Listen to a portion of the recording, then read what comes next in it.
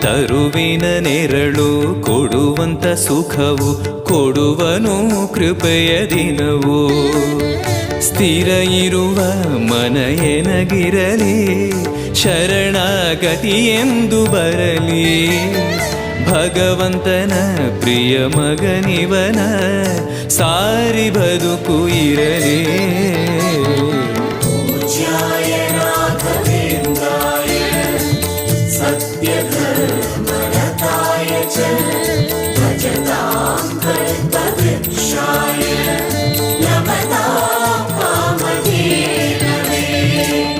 ಆಲಯವೆಂದರೆ ಮಂತ್ರಾಲಯವೇ, ಬೇರೆ ನಾ ಅರಿಯಲಾರೆ.